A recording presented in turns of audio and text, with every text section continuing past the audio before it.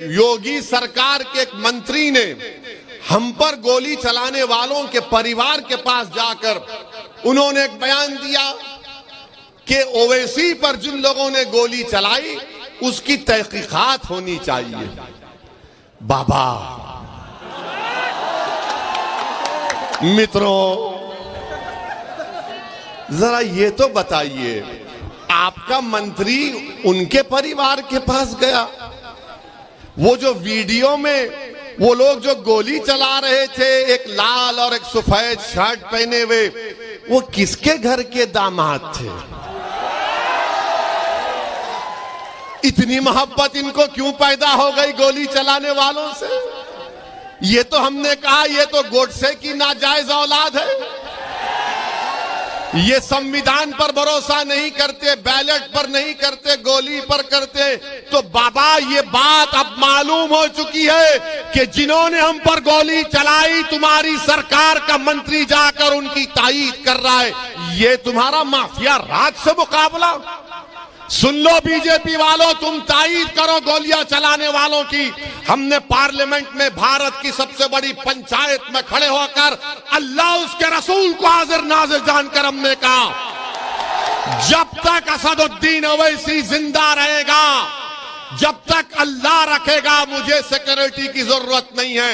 मौत मेरी हिफाजत करेगी इंशाअल्लाह ताला। ये सरकार का मंत्री जाकर जो हम पर गोलियां चलाते हैं उनकी तायीद करता है।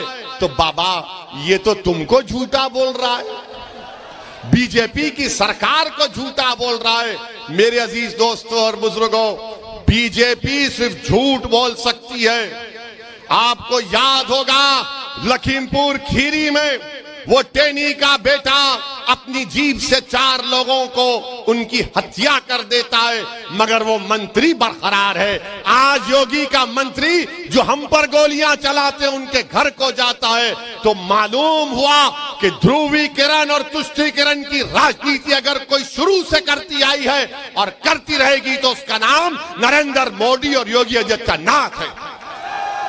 और उसके बाद हमसे कहते हैं कि तुम्हारी जान को खतरा है। अरे मेरे बाल को भी खतरा नहीं है, कुछ नहीं होगा इंशाअल्लाह ताला। अल्लाह अपने नबी मोहम्मद मुस्तफा सल्लल्लाहु अलैहि वसल्लम के सदक़े में अल्लाह ने हमेशा हमको कामयाब किया, आज भी कामयाब करेगा।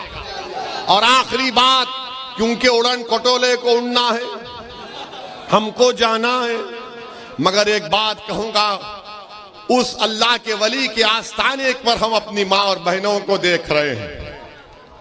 मैं उन माँ और बहनों से बड़ी अदब के साथ कहना चाहूंगा कि जब आप 20 तारीख को जाएंगे मतदान करने के लिए, अगर आप हिजाब और निकाब पहनती हैं तो फख्र के साथ पहनकर जाइए,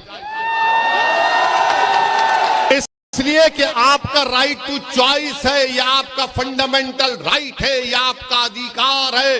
भारत का संविधान आपको इख्तियार देता है कि आप जो कपड़ा पहनना चाहे कपड़ा पहनिए, जो खाना चाहे खाइए। ये कौन कहता है? सुप्रीम कोर्ट का जजमेंट पुट्टू स्वामी कहता है। और सुन लो, जो ये समझ रहे हैं कि सर पर टोपी पहनने से और सर पर हिजाब या निकाब पहनने से हमारे दिमागे, हमारी अकल पर पर्दा पड़ जाता है, नहीं दीवानों, तुम्हारी अकल पर पर्दा पड़ गया, हम तो आगे आना चाहते हैं। और इसीलिए जब मैंने कहा कि मेरी ख्वाहिश और मेरा ख्वाब यह है कि शायद मेरी जिंदगी में मेरी ये ख्वाहिश पूरी ना हो, मगर जो मासूम बच्ची मेरी बेटी मेरी आवाज को सुन रही है, मैं उससे कहूंगा कि तुम्हें देश का प्रधानमंत्री बनेगे इंशाअल्लाह ताला हिजाब पहनकर। तुम बनोगे तो इंशाअल्लाह ताला तुम आगे जाओगे।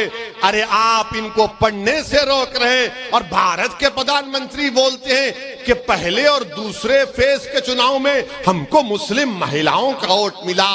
देश के प्रधानमंत्री जो बच्ची पढ़ना चाहती है, कॉलेज जाकर ताकतवर बनना चाहती है, अपना हक हासिल करना चाहती है, भारत देश को सुपर पावर बनाना चाहती है, आपकी सरकार उनको रोक रही है, उनको दबा रही है। इसका जवाब भी आपको मिलेगा। मगर प्रधानमंत्री लंबी लंबी छोड़ते हैं, आदत है उनकी। मेरे अजीज दोस्तों और बुजुर्गों, मेरी इज्जतदार माँ और बहनों, आप 20 तारीख के दिन बिला खौफ और बिला झिझक पूरे इत्मीनान और एतमाद के साथ भागीदारी परिवर्तन मोर्चा का साथ दीजिए। मजलिस-ए-इत्तेहादुल मुस्लिमीन के उम्मीदवार डॉक्टर सुनील दिवाकर को पतंग के निशान पर बटन दबाकर कामयाब करिए। क्या 20 तारीख को कन्नौज की फिजाओं में और आसमानों में क्या नजर आएगा? क्या नजर आएगा? हर जगह पर पतंग होगी, आसमानों पर पतंग होगी, आसमानों पर पतंग होगी। और आप हमारे लिए भी दुआ करिए कि अल्लाह हमको जब तक जिंदा रखे, अल्लाह हमको एक बहादुर के तौर पर जिंदा रखे, अल्लाह हमको कभी मौत का डर हमारे दिलो दिमाग में, हमारी नस्लों में पैदा ना हो। बल्कि मैं तो सलाम करता हूं आपको कि आप ही की दुआएं थी, हमारी माँ और बहनों की दुआएं थी, अहले दिल की दुआएं थी कि अल्लाह ने हम पर करम किया। पहली मर्तबा आया हूं, आखिरी मर्तबा नहीं आऊंगा, बार बार आता रहूंगा। क्या आप अपने घर में मुझे बिठाकर जगह देंगे? क्या आप मुझे अपने घर में बिठाकर आप मुझे अपने बेटे के तौर पर, अपने भाई के तौर पर मुझसे मोहब्बत करेंगे? मैं उत्तर प्रदेश को आया हूं तो तुम्हारे दिल में जगह पाने के लिए, और कोई मेरा मकसद नहीं है। और अल्लाह मेरी इस नीयत को जानता है। अल्लाह आपको सलामत रखे। बहुत बहुत शुक्रिया। 20 तारीख को मेरे भाई डॉक्टर सुनील को कामयाब करिए और एक अपनी हिस्सेदारी की लड़ाई में सदा करिए। अस्सलाम वालेकुम व रहमतुल्लाहि व बरकातुहू।